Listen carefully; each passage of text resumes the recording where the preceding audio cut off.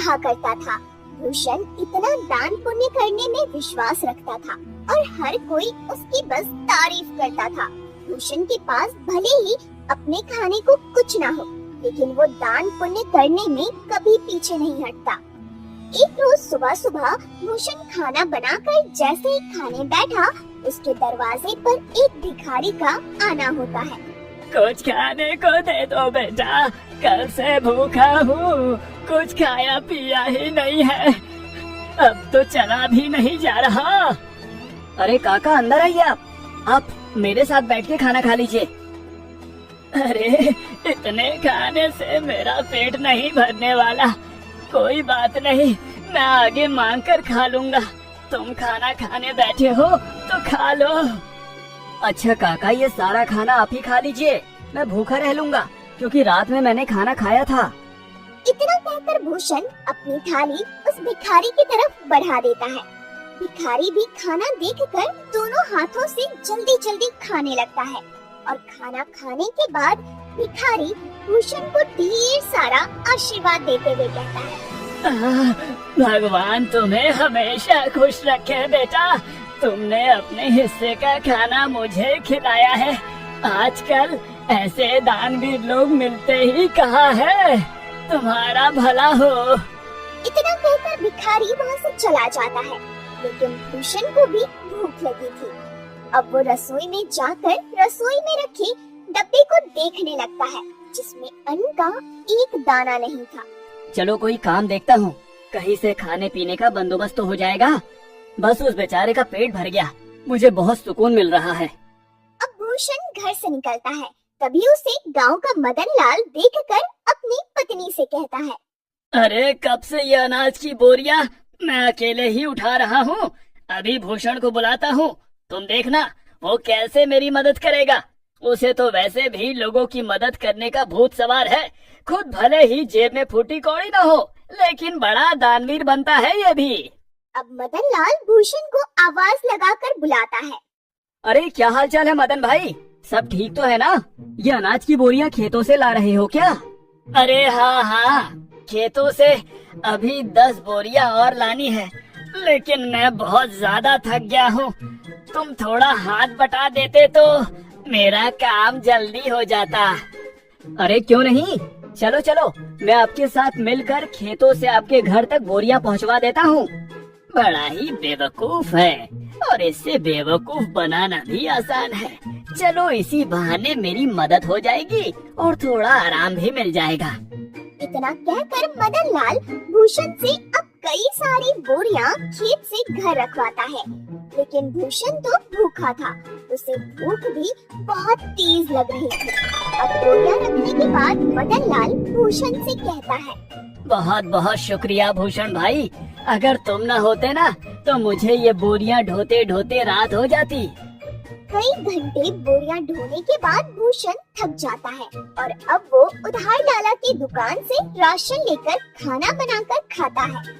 अगली सुबह उसके दरवाजे पर किसी के रोने की आवाज आ रही होती है।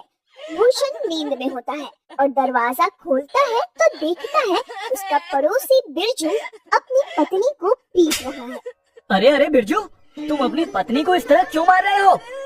अरे क्यों न मारूं, मेरी पत्नी मेरी मर्जी, तू कौन होता है बीच में बोलने वाला? देख बिरजू, ऐसे सुबह सुबह मारपीट करना सही बात नहीं है, पूरे गांव के लोग इकट्ठे होकर देख रहे हैं ये सब, ये अच्छा है क्या? अरे भूषण बेटा, तू भी किसे समझा रहा है? इसे समझाना मतलब अपना सिर दीवार पर मारने वाली बात है। जरूर सुबह सुबह चमेली से पैसे मांगने के लिए लड़ रहा होगा, पीने को पैसे नहीं होंगे ना इसके पास। अरे बुढ़िया चुप कर, ज्यादा बोलने की जरूरत नहीं है। राम राम राम, आजकल के बच्चों को तो अपने से बड़ों से बात करने की तमीज ही नहीं है। अरे मैं तो तेरी माँ की उम्र की हूँ और तू है कि मुझसे बदतमीजी से बात कर रहा है। लेकिन मैंने तो नहीं कहा आपको कि मेरे बीच में बोलने के लिए। इतना कहकर बिरजू फिर से अपनी पत्नी चमेली को मारने लगता है, लेकिन भूषण से ये सब देखा नहीं जाता और वो बिरजू का हाथ पकड़ लेता है और उसे एक जोरदार तमाचा लगाता है। ये देखकर सारे गांव वाले ताली बजाने लगते हैं। बिल्कुल ठीक किया, ये इसी के लायक है। अरे अपनी पत्नी पर हाथ उठाता है और खुद को मर्द समझता है। हाँ? अरे भूषण भाई, आपने बिल्कुल सही किया। इसे तो मार मार कर गाँव से निकाल देना चाहिए। इसे तो मैं छोड़ूंगा नहीं, मुझे पैसे चाहिए। अगर मुझे शाम तक पैसा नहीं मिला ना तो इसे और भी मारूंगा। फिर देखता हूँ इसे कौन बचाने आता है। अबे ये ले पैसे, और अब जा यहाँ से। और अगली बार अगर तूने अपनी पत्नी पर हाथ उठाया ना तो तुझे थाने में डलवा कर अच्छे से कुटाई करवाऊंगा तेरी, समझा? बिल्कुल ठीक किया बेटा। इसके साथ गांव के ढेर सारे लोग ये तमाशा देख रहे होते हैं। उनमें से एक औरत भूषण से कहती है, आप सच में बहुत नेक दिल के हैं। हर किसी की मदद करते हैं, हर किसी का भला चाहते हैं। हम गांव वाले बस आपसे इतना चाहते हैं कि अगला हमारा सरपंच आप ही हो, ना कि वो सज्जन सिंह। अरे क्या बात कही है तूने। ये बात तो काफी समय से मैं दिल में दबाए बैठी थी। अरे हाँ हाँ बिल्कुल भूषण भाई, गांव का सरपंच बनिए तो गांव में विकास होगा, तरक्की होगी। उस सज्जन सिंह के पास तो गांव के लोग जाने से भी डरते हैं, और रही उसे कुछ बताने की बात तो कोई भी उसके सामने मुंह नहीं खोल पाता। भूषण हर किसी की हर तरह से मदद करता था, जिस वजह से गांव के लोग भूषण को अपना अगला सरपंच बनाने का फैसला करते हैं। अब सरपंच तक ये बात पहुंचती है। सरपंच तिलमिला उठता है।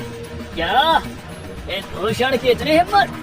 आने को लाले पड़े हैं, लेकिन सरपंच बनने का सपना देख रहा है। इसे तो मैं छोड़ूंगा नहीं। अरे हाँ मालिक, और तो और गांव वाले कह रहे हैं कि चाहे कुछ भी हो जाए सरपंच तो भूषण ही बनेगा। अब आपको ही कुछ करना होगा, वरना भूषण आपकी गद्दी लेकर ही मानेगा। सरपंच अब सोच में पड़ जाता है कि वो ऐसा क्या करे जिससे उसके रास्ते का कांटा भूषण हमेशा हमेशा के लिए इस गांव से चला जाए।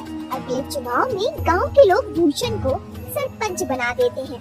अब ऐसे ही कई दिन बीत जाते हैं और जब राशन देने की बारी आती है तो सरपंच बड़े ही चालाकी के साथ राशन में मिलावट करवा देता है, जो भूषण को बिल्कुल पता नहीं चलता। अरे बेटा, तुझे सरपंच बनता हुआ देख बहुत खुशी हो रही है। अब कम से कम राशन अच्छा तो मिलेगा और समय पर भी। अरे हाँ हाँ, सब कुछ अच्छा ही होगा। आप लोगों ने इतना विश्वास करके मुझे इस गांव का कार्यभार संभालने का जिम्मा दिया है और इसे मैं अच्छे से निभा सकूं, बस यही दुआ करिएगा। अरे हाँ हाँ, अब गांव में विकास और तरक्की आने से कोई नहीं रोक सकता। गांव में राशन बांटने के बाद सभी खुश थे कि उन्हें पहली बार पूरा राशन मिला है, वरना सरपंच सज्जन सिंह तो आधे से ज्यादा राशन काट लिया करता है। लोगों को राशन मिल चुका था, लेकिन अगले दिन पूरे गांव में शोर मच जाता है कि उनके नए सरपंच भूषण ने मिलावटी राशन दिया है। अब गांव वाले एक जगह इकट्ठा होकर भूषण से सवाल करते हैं।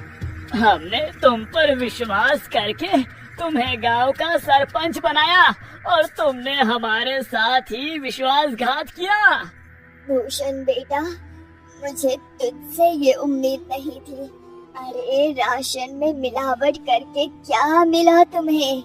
तुम तो गांव के लोगों का हमेशा से भला चाहते थे, तो भला फिर राशन में मिलावट क्यों किया? इतना मिलावट तो सरपंच जी भी नहीं करते थे। हमने तुम्हें सरपंच बनाकर गलत फैसला ले लिया है।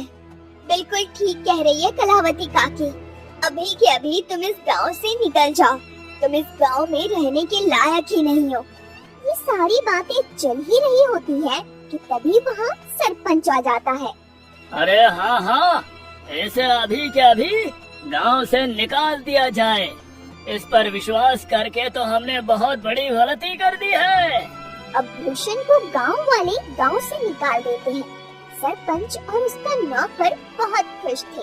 क्योंकि ये सब किया धरा तो उनका ही था। अब गांव से निकलने के बाद भूषण काफी दूर आ जाता है।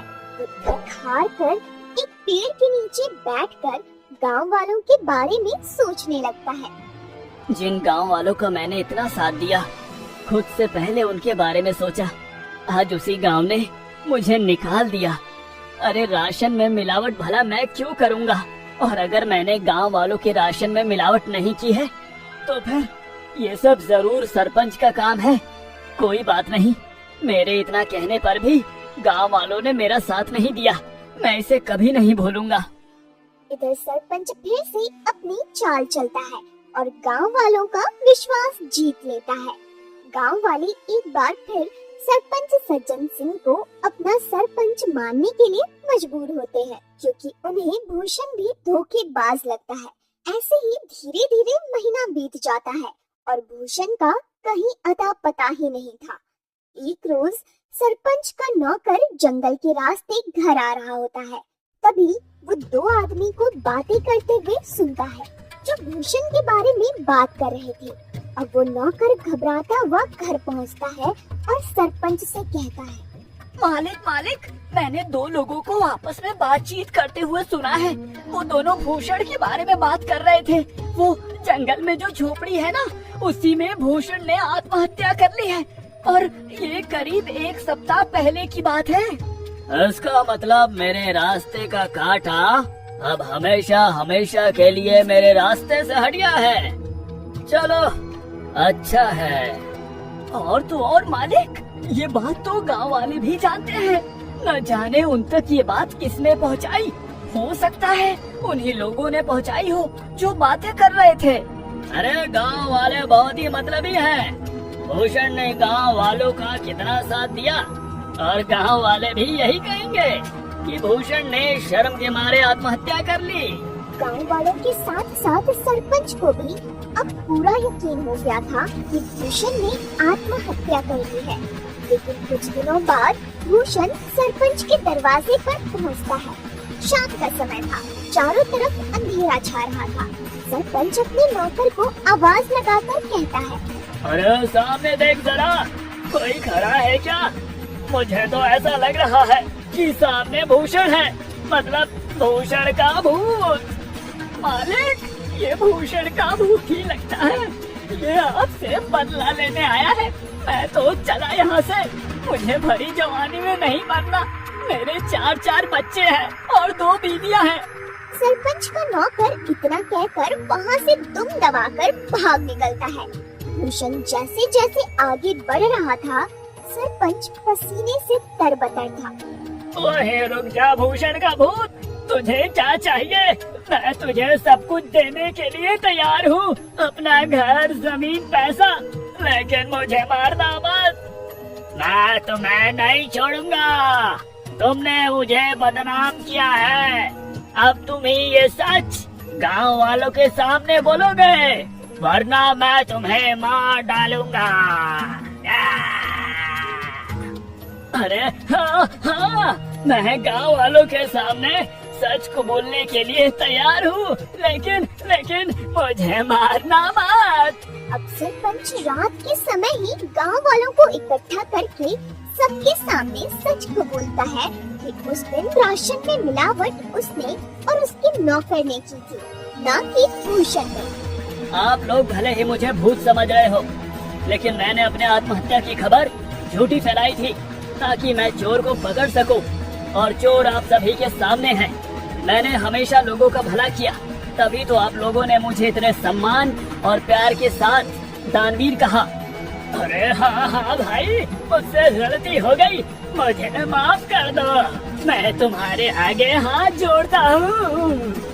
अब उसी वक्त गांव वाले सरपंच को गांव से निकालकर सरपंच की जगह भूषण को गांव का सरपंच बनाते हैं और भूषण से माफी मांगते हैं कि वो सरपंच की बातों में आ गए थे और उन्होंने बिना सोचे समझे उसे गांव से निकाल दिया था।